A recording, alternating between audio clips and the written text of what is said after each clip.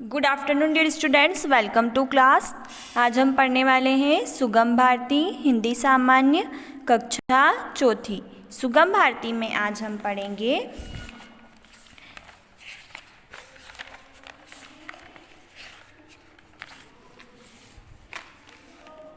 पाठ 2 जैसी करनी वैसी भरनी, यानी जैसा आप कर्म करेंगे वैसा ही आपको फल भी मिलेगा। यहाँ हम प्रेम व सहयोग को चित्रकथा के माध्यम से पढ़ेंगे। किसी जंगल में एक सियार और एक ऊँट रहते थे। दोनों में गहरी मित्रता थी। एक दिन दोनों ने नदी के उस पार तरबूज के खेत में जाने के लिए सोचा। ऊँट ने सियार को अपनी पीठ पर बैठाकर नदी पार की। एक जंगल में एक सियार और एक ऊँट रहते थे। दोनों में गहरी मित्रता यानी बहुत अच्छी दोस्ती थी। एक दिन दोनों ने नदी के उस पार तरबूज के खेत में जाने के बारे में सोचा। तब ऊँट ने सियार को अपनी पीठ पर बैठाया और नदी को पार किया। दोनों तरबूज के खेत में गए और तरबूज तोड़ तोड़ कर खाने लगे। जब दोनों तरबूज के खेत में पहुँचे तो तरबूज तोड़कर खाने लगे।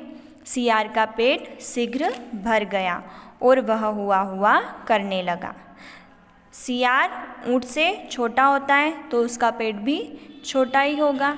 तो सियार का पेट जल्द ही भर गया और वह हुआ हुआ की आवाज़ करने लगा।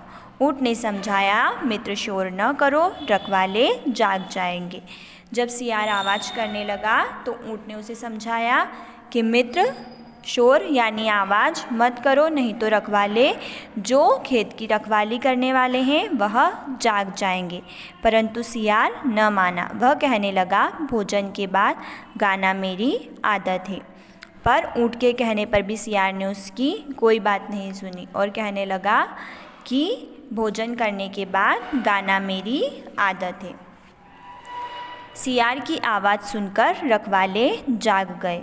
उन्हें देखकर सियार तो झाड़ियों में छिप गया।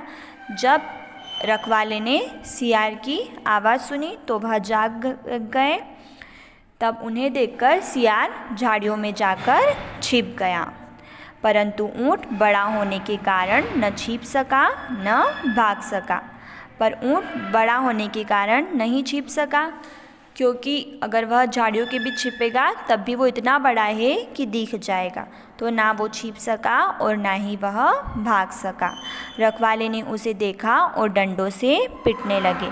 जब रखवालों ने ऊँट को तरबूज के खेत में देखा तो वह उसे पीटने लगे और पीटते पीटते ऊँट को अधमरा यानी आधा मरने जैसा हो गया। वह लौटते समय सियार ऊँट की पीठ पर बैठकर नदी पार कर रहा था। जब दोनों नदी की धारा के बीच में पहुँचे तो ऊँट ने नदी में डुबकी लगाई। फिर लौटते समय सियार फिर ऊँट की पीठ पर बैठा और दोनों नदी पार करने लगे। जब दोनों नदी के बीच में पहुँचे तो ऊँट ने नदी में डुबकी लगाई। सियार के मना करने पर उसने कहा, भोजन करने के बाद डुबकी लगाने की मेरी आदत है।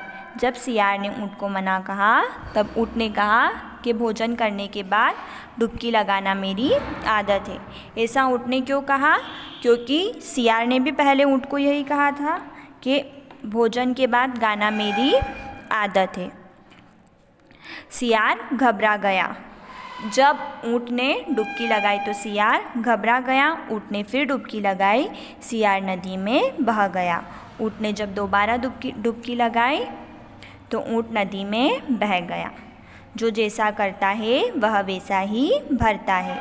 तो जो दूसरों के साथ जैसा करेगा उसे वैसा ही फल मिलेगा। अगर सियार ऊँट की पहले बात सुन लेता और आवाज़ नहीं करता तो ऊँट को भी मार नहीं खानी पड़ती और सियार को भी ऊँट नदी में डुबकी नहीं लगाता और ना ही वह नदी में बहता। तो सियार ने जैसे कर्म किए उसे वैसा ही फल मिला। इसीलिए हमें दूसरों के साथ हमेशा अच्छा व्यवहार करना चाहिए। Have a nice day.